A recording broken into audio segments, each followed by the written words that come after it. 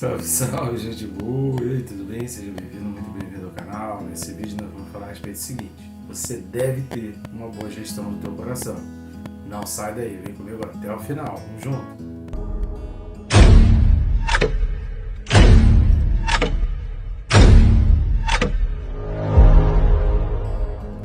Só que antes, deixa de se inscrever, né? Se está assistindo conosco aí e ainda não está inscrito, não é possível, aproveite esse momento, já clica no botão aí embaixo e se inscreva o quanto antes. Pronto, você clicou no botão, já está inscrito. Eu recomendo clicar também no sininho, isso vai te ajudar a te disciplinar, que vai ter aquele lembrete para você estudar a palavra. Sem esse lembrete você acaba deixando para depois, e esse depois não chega nunca e você acaba não estudando a palavra, não separando o teu tempo diariamente para estudar a palavra. Peço as suas ajudas, querido, curtindo, comentando e compartilhando. Você ajuda o próprio YouTube, dentro do algoritmo, a alavancar o canal, a mostrar que esse vídeo ele é relevante. E também você pode nos ajudar aqui na descrição aqui do vídeo, você vai ter os links onde você vai acessar os nossos livros. Tem um canal na Amazon, tem um canal também no Hotmart, você vai poder acessar pelo Linktree os outros canais, outras maneiras de você adquirir o livro. O Perca Peso Tirando a Trave do Olho, que é o nosso novo livro, você vai conseguir de forma digital, tanto na Amazon como na Hotmart. E você vai conseguir impresso pela Amazon, vai levar um pouco mais de tempo. Tem a opção aí de capa comum ou capa dura, que é o material exemplar, para você deixar bem exposto ali, já que a capa ficou muito legal. É uma capa que chama atenção, assim, ficou muito bonito. Vale a pena você ter aí na sua estante esse livro aí. Você vai poder adquirir de capa comum e capa dura somente pela Amazon, por enquanto. Em breve teremos também nas livrarias. O Quem Se Importa com Deus, pelo Linktree, você pode também fazer o pedido aí de forma física em pouco tempo. Está chegando, dependendo do frete você pagar, né? Menos tempo ainda. Vai estar chegando nas tuas mãos. Conto contigo, dessa maneira você está colaborando com essa obra, você está colaborando com esse ministério, já que fazemos esses vídeos de forma totalmente independente, sem a ajuda de nenhuma instituição e com o único objetivo de estar abençoando as vidas que assistem esse vídeo. Vamos junto nessa tarefa? Jesus disse pelo mundo pregar o evangelho a toda criatura. Nunca foi tão fácil, nós nunca tivemos tantas condições para fazer isso quanto agora. Vamos aproveitar? Vamos lá, o texto desse vídeo, Hebreus capítulo 3, versículo 12. Hebreus 3, versículo 12, diz assim: Tende cuidado, irmãos, jamais aconteça haver em qualquer de vós perverso coração de incredulidade que vos afaste do Deus vivo. No próximo versículo a gente vai falar do contrário, a gente vai falar da maneira como você evita esse tipo de coisa. O que eu quero trazer aqui, não só, embora a gente não tem como falar de uma gestão do coração sem falar como evitar problemas, mas eu quero deixar essa parte para como evitar para o próximo vídeo. Então eu recomendo que você assista o próximo vídeo para você entender o contrário, como que você evita que o teu coração seja perverso. Mas aqui eu quero já iniciar aqui, antes da gente falar os pontos importantes para a gente destacar nesse versículo, eu quero iniciar aqui dizendo o seguinte, relembrando, querido, qual o destinatário dessa carta? Todo livro da Bíblia, antes de você fazer qualquer tipo de interpretação, você precisa entender qual o contexto em que esse livro foi escrito, qual o destinatário desse livro ou dessa carta, quais o destinatário dessa carta, quais os objetivos principais de quem escreveu essa carta. Porque entendendo isso originalmente, você consegue fazer uma aplicação e entender o contexto. A carta aos Hebreus, por exemplo, foi escrita num momento de grande perseguição, mas num momento que a igreja estava crescendo muito e que judeus estavam se convertendo também ao cristianismo. E a carta aos Hebreus tinha o objetivo desses judeus. E aí a gente extrai duas coisas importantes que não podem sair da nossa mente em toda a leitura da carta aos Hebreus. Primeiro, eram pessoas extremamente conhecedoras da palavra de Deus, que até então era só o Antigo Testamento. Esquece essa coisa de Novo Testamento que não existia. O Novo Testamento estava sendo escrito, a história estava acontecendo, então eles não tinham como ler o Novo Testamento, dizer que eles liam o Novo Testamento, que não existia. Tudo que tinha da Bíblia é o que a gente conhece como Antigo Testamento, tá? Então a gente precisa entender o tempo em que as coisas foram escritas. Então a Bíblia, naquela época da carta aos Hebreus, era o que a gente conhece como Novo Testamento. Aquilo era toda a Bíblia era aquilo. Essa carta foi escrita para pessoas profundos conhecedores da Bíblia, profundo conhecedores dos textos bíblicos, dos mandamentos, das ordenanças, dos patriarcas, profundo conhecedores. E com o coração tremendamente quebrantado e reconhecendo a importância de Jesus, reconhecendo todo o foco, todo o prisma da Bíblia que aponta para Jesus. Quando você entende que os destinatários da carta são esse tipo de pessoa, você começa a perguntar, poxa, como assim ele está falando de uma incredulidade? A gente já falou em vídeos passados aqui da carta aos Hebreus, assista todos os vídeos correspondentes ao capítulo 3 de Hebreus, assista o capítulo 2 e 3, assista o capítulo 1, 2 e 3, assista todos os vídeos anteriores aqui que a gente falou sobre essa questão da incredulidade e a gente também já mencionou isso. É um alerta para a incredulidade. A incredulidade ela só é uma ameaça para quem crê. Para quem não crê, a incredulidade não é ameaça. Então a gente precisa ter isso em mente para a gente entender que a incredulidade ela só é um perigo para a pessoa que crê, para quem está se dizendo então convertido. Com isso em mente, com esse pano de fundo, né, nos carregando e nos conduzindo, com esse carro nos levando, a gente precisa entender que, olha, no versículo 12, tende cuidado. Essa expressão tende cuidado, no grego ela é uma palavra, que é blepo.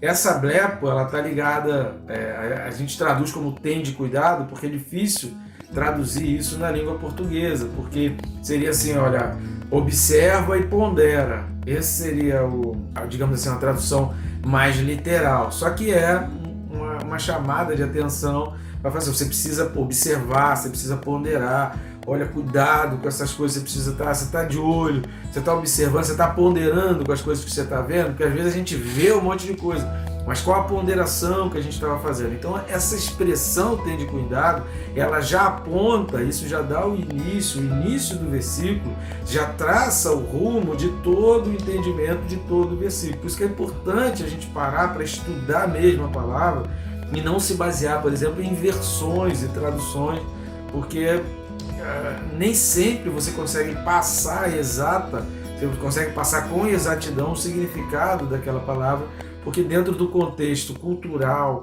dentro de todo o contexto linguístico, é difícil você conseguir traduzir palavra por palavra. Então você tem que tentar entender o contexto. Para nós, tende cuidado, nem todos conseguem entender realmente como um alerta, como despertar. Ao ouvir tende cuidado, nem todo mundo, opa, peraí, por que tende cuidado? E aí você para, observa, sabe? É aquela coisa assim, você chamar a atenção, fala, cuidado, cuidado, cuidado. O que você faz quando você ouve alguém falar cuidado? Você para e começa a olhar. Será que está vindo um carro? Será que está caindo alguma coisa de cima? Será que tem um buraco na minha frente? Será que meu cadastro está desamarrado? Você está andando e alguém fala cuidado, você para. Esse é o sentido aqui. E parar para quê? Você não para simplesmente por parar, você observa, tenta ser o mais rápido possível na observação ao seu redor e ponderar todas as coisas. Está caindo alguma coisa? Não está? Tem carro vindo? Tem moto vindo? Estou no meio da rua? Tem um buraco? Você começa a ponderar o que tem de errado à minha volta para essa pessoa chamar de cuidado. Estão entendendo aqui? Pegou? Como diz aquele coach aí, né? Pegou o código aí? Está no drive. A gente precisa não só parar, porque muita gente até para, mas não consegue observar e ponderar as coisas que estão à sua volta. Esse tende cuidado aponta nessa direção. Nem tudo que você vê ou que acontece contigo precisa gerar sentimentos ruins dentro de você, porque é com base na tua ponderação é que vai determinar o que você vai fazer com aquilo. Se vai gerar algo ruim ou se vai gerar algo bom. Se você vai agradecer por aquele aviso, se você vai reclamar por aquele aviso. Se você vai ficar exaltado e nervoso, se você vai ficar tranquilo. Essa é a primeira coisa, porque essa primeira expressão ela já dá o tom, ela já dá o ritmo, ela já dita o que está sendo dito no restante do versículo e no versículo 13, que é complementar esse versículo 12. A gente não pode separar isso. No versículo 13 é uma informação complementar ao que a gente está trazendo aqui. O segundo ponto que a gente vai entender é que esses versículos eles dependem de tudo aquilo que foi dito no Salmo 95, de 7 a 11, que está escrito aqui na carta aos Hebreus, também capítulo 3, de 7 a 11. Tudo aquilo que a gente falou aqui dentro do 7 a 11, que milagres não produzem fé, que você precisa ter guardar o teu coração, você precisa guardar as palavras no teu coração, que a palavra de Deus é a que gera fé, que é você crer na palavra, é uma promessa que vai gerar fé em você, é a firmeza tua em direção àquela promessa, de querer caminhar, são as tuas escolhas em caminhar naquela promessa, em acreditar firmemente naquela promessa, diligentemente, é isso que vai gerar fé em você, e não é ver milagres, ver coisas miraculosas acontecendo. Todo esse contexto de 7 a 11 vai ser trazido aqui, ele vai carregar essa expressão, tende cuidado. Milagres não produzem fé, eles podem aumentar ou confirmar a sua fé, gerar nunca. Um milagre para uma pessoa que tem fé, ele vai aumentar, vai confirmar, vai ficar assim, poxa, obrigado Deus por essa confirmação, é uma confirmação de que eu estou indo na direção certa, que eu estou caminhando para a direção certa, que eu estou fazendo a coisa certa, glória a Deus, obrigado Deus por isso. Por uma pessoa que não crê, o milagre ela vai questionar, ela vai tentar achar uma explicação científica, ela vai... Quantas e quantas pessoas, que eu conheço muita gente que as pessoas oraram, foram pastores, até eu orei, clamei ao Senhor, Deus fez um milagre na vida da pessoa e a pessoa agradeceu a uma outra religião, a um outro aspecto, pelo milagre que foi feito. Deus fez, foi nítido, que Deus fez até pelo momento, que Deus fez na hora que foi feita a oração por aquilo dali, mas a pessoa tão cética, não queria compromisso, preferiu atribuir aquele milagre a outras coisas. Por quê? Quando você crê, nenhum milagre é necessário. Quando você não crê, todo milagre é dispensável. E a gente precisa pensar nisso. E aqui a incredulidade, presta atenção, jamais aconteça em qualquer um de vós perverso coração de incredulidade. Logo está sendo atribuído a um coração de incredulidade como algo perverso. Ter um coração incrédulo é perversidade. Permitir que o coração se torne perverso e caminhe se deleitando no mal, porque esse é o grande problema que a gente precisa policiar a nossa vida, que a gente se deleite, que a gente se alegre, que a gente fique contente com o mal, porque isso vai gerar no nosso coração a perversidade, e pior do que isso, porque a perversidade, uma atitude maligna, algo de mal que a gente faça, Deus perdoa. Agora, o coração incrédulo não alcança o perdão de Deus porque ele não vai pedir o perdão. Esse é o grande problema da incredulidade, é que a pessoa não vai clamar, ela não vai pedir, ela não vai solicitar, ela não vai confessar, ela não vai reconhecer o erro. Então, por que os milagres podem produzir, aumentar, ou eles podem simplesmente não produzir nada no teu coração? E por que a gente tem tantos desviados? Tem muita gente falando, você vai ouvir, não sei se você já ouviu aí, você vai ver muitos pregadores falando, tem alguns pregadores que insistem nas mensagens aí dizendo que a maior igreja da atualidade hoje são a igreja dos desviados. As pessoas que estão fora da igreja são até maiores do que... As pessoas que um dia estiveram na igreja e saíram são maiores do que aquelas que realmente permanecem na igreja. Você vai ouvir isso. Estatisticamente, isso tem fundo de verdade, isso é uma realidade. Por que a gente tem tantos desviados? Por causa exatamente dessa falta de fé na palavra de Deus, por causa dessa falta de fé na promessa. Se a gente criar no nosso próprio coração, se a gente permitir um desenvolvimento da nossa vida muito alicerçado e baseado em milagres e sinais, isso não vai gerar na gente uma fé verdadeira. Aonde você apoia a tua fé vai ser aquilo que vai sustentar a tua fé até o fim. Se você apoia a tua fé em um alicerce que não é muito sólido, por isso Jesus fala daquela questão dos fundamentos, vai falar da parábola dos fundamentos, vai falar daquela casa feita na areia, casa feita na rocha. A rocha é a palavra de Deus, não são os milagres. Você precisa estar alicerçado na palavra. E aí, independente do que acontece na tua vida, de bom ou de ruim, você está alicerçado na palavra. As pessoas há tempos que estudam muito pouco. Quantas e quantas pessoas têm muita dificuldade? Tem muita dificuldade. Estava ouvindo recentemente a mensagem da sexta-feira do Atitude Brasil, Atitude Brasil 2024, se quiser você procura aí na Atitude TV, na Igreja Batista Atitude, a mensagem da sexta-feira, que foi a primeira, teve sábado o dia inteiro, né? Foram várias pregações, várias mensagens, mas na sexta-feira foi a primeira. Então, se você procurar lá pelo primeiro dia, pela primeira mensagem do Atitude Brasil. E o pastor Bruno, ele estava falando uma coisa que é muito interessante ali.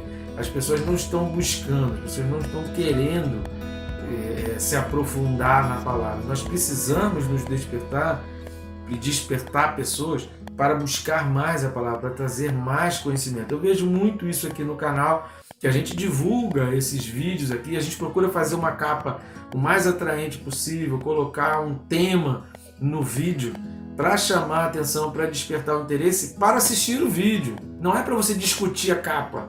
E a gente às vezes começa a divulgar esse vídeo, colocar em grupos, colocar grupos de WhatsApp, grupos de Facebook, e você começa a ver toda uma discussão em cima da frase da capa.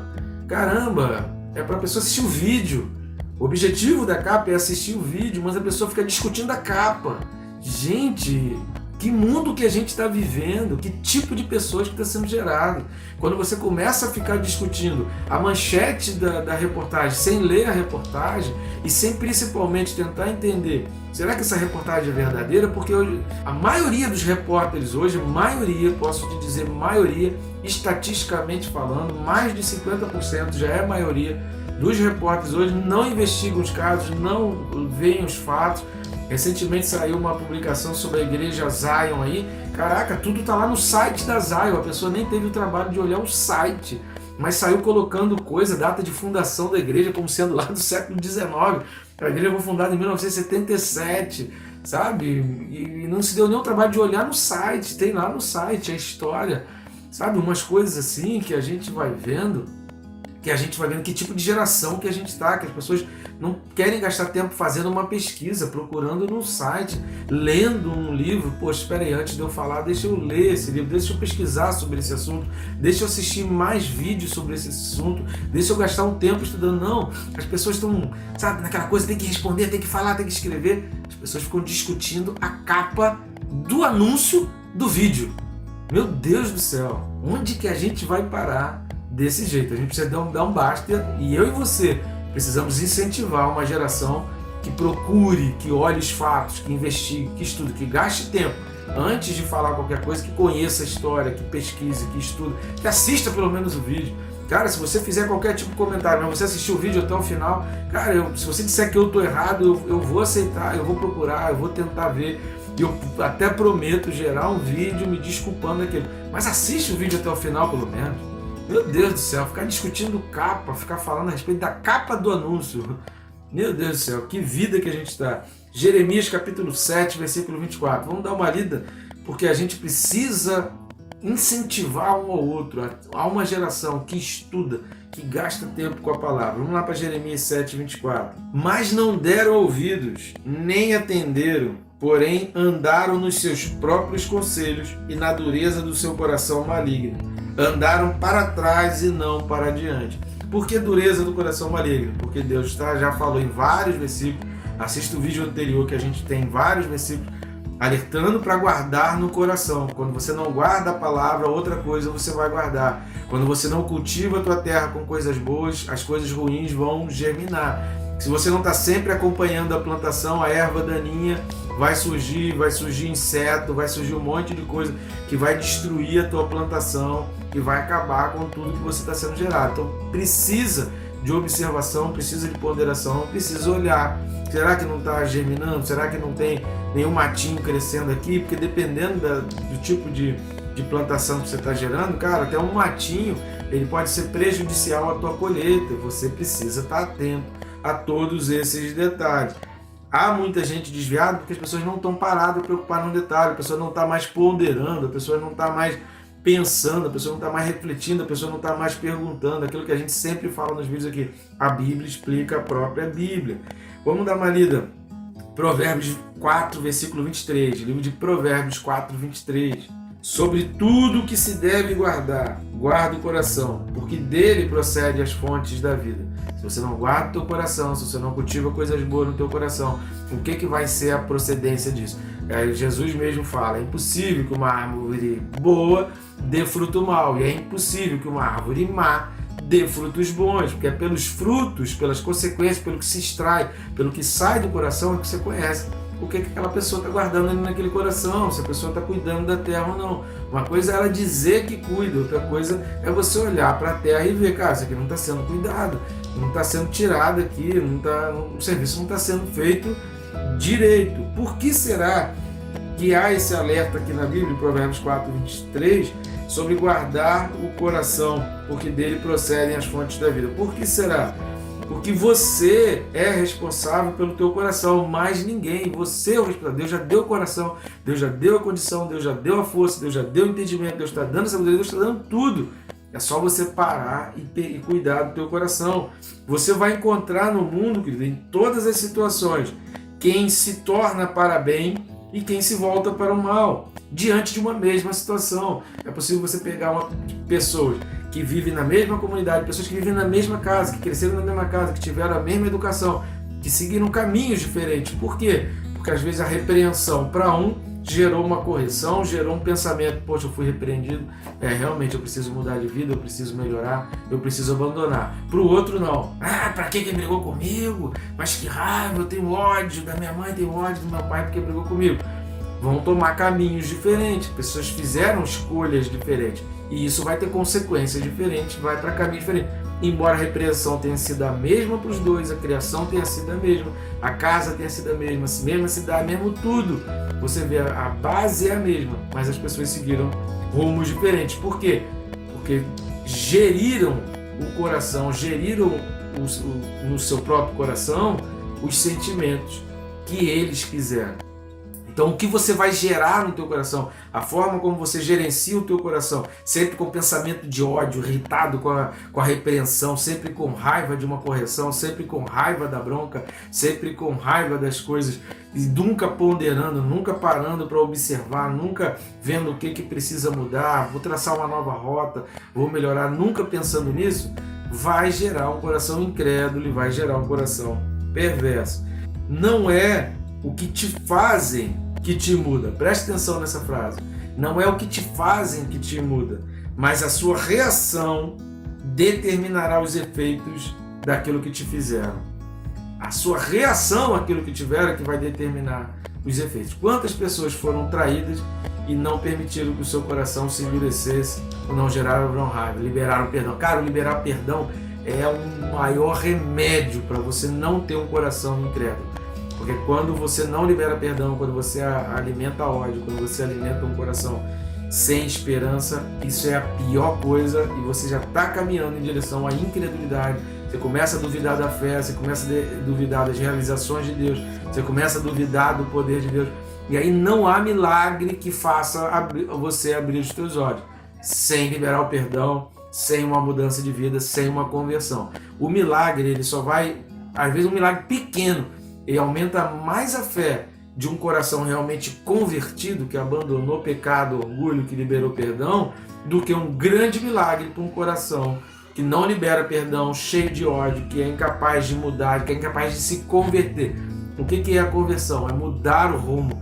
Eu estou caminhando na direção da perversidade, vou caminhar na direção da bondade. Eu estava caminhando na direção de um coração cheio de ódio, cheio de amargura, cheio de rancor. Eu estou caminhando agora na direção do perdão de Deus, do amor, fluindo no Espírito, no amor de Deus, na bondade, exalando em mim, exalando a partir de mim, do meu coração. Lembra de Provérbios 4, 23? O que procede do meu coração é só amor, palavra bondosa, profecia. Sabe, tem gente que só consegue liberar palavra de maldição, só consegue falar palavra negativa, só consegue falar palavra repleta de ódio, só consegue ofender as outras pessoas, não consegue liberar uma palavra boa, uma palavra, sabe, recheada de amor, uma palavra recheada de esperança. Tem gente que a gente conversa que não consegue alimentar a esperança dos seus ouvintes, porque do coração só procedem coisas ruins. Por que do coração só procedem coisas ruins?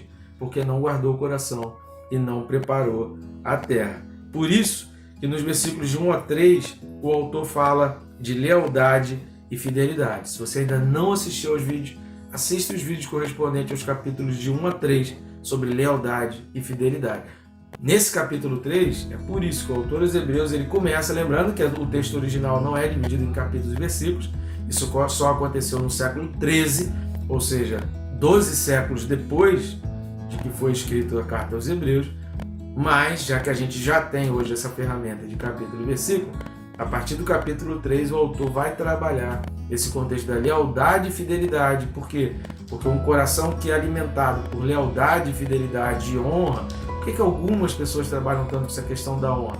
Porque quando você trabalha no coração da pessoa essa questão da honra, da lealdade, da fidelidade, isso vai gerar um coração bom, isso vai refletir na maneira como você encara as situações da vida. Um coração que é leal e fiel e tem o conceito da honra como princípio, ele vai reagir às situações negativas de uma maneira mais positiva, sem afetar o seu coração, e vai manter o seu coração guardado do mal. O que é manter o coração guardado do mal? É não permitir que nada de ruim afete o teu sentimento, afete o que você pensa, afete as tuas promessas, afete o que você gera, afete o que sai do teu coração. Não importa quantas coisas ruins venham até você. Agora, a tua responsabilidade é o que sai de você. Como aquilo chegou para você, não é tua responsabilidade. Pode chegar algo totalmente defeituoso, totalmente errado. Mas aquilo que você apresenta, aquilo que você faz, reflete quem realmente você é. Lê sobre a história de José que você vai ver que em